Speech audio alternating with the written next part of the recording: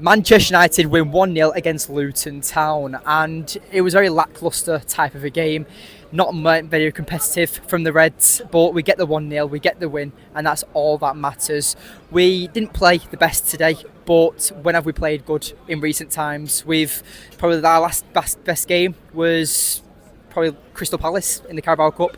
It's just been a terrible season, and the fact we're only 5 points off Spurs, and Spurs have had probably their best season. We're not doing too bad points wise, but you could say that's either teams haven't been playing good or United are just scraping the wins and just getting by it. But it just feels like a terrible season. We feel like we're in the relegation battle, to be honest.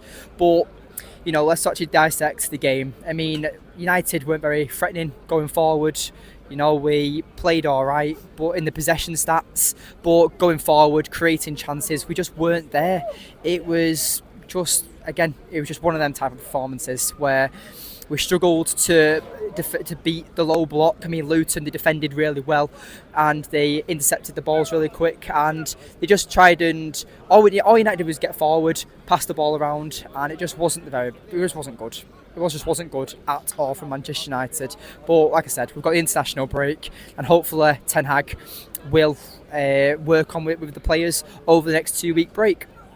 But as I wanted to say as well, Erik Ten Hag wins 30 games out of his 50 Premier League games. He's the first his first Premier League manager.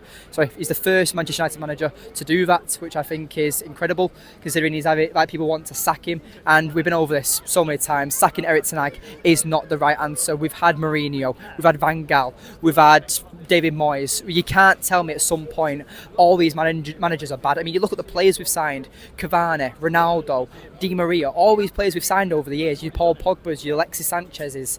Something like the reason why we fail it's for a reason. And it's not because the players are shit. It's not because the managers are shit. It's because there's something going on, and it's bigger than what the actual fans know.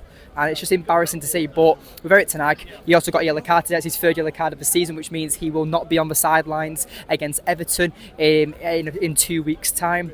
So with Manchester United, progress is the only thing we can say, and I just hope Rasmus Højlund's okay, because that injury, he was holding his hamstring, it just didn't look good whatsoever. Same with Eriksen. Eriksen goes off injured.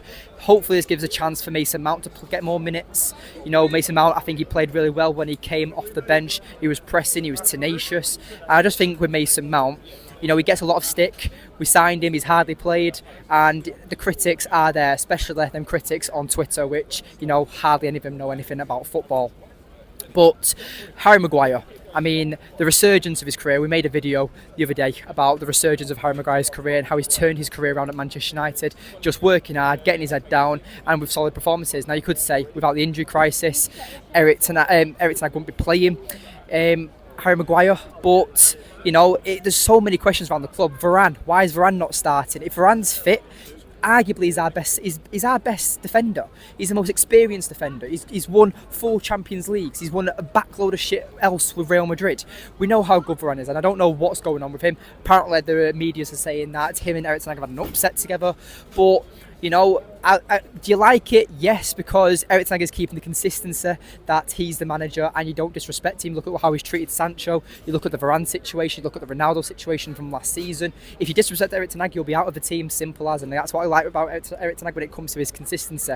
The only thing that I don't like is the substitutions he does make at times. I mean, he seems to always wait around the 60th to 65th minute to bring on subs, and it's not if players are performing badly, it's only if players are injured he takes them off.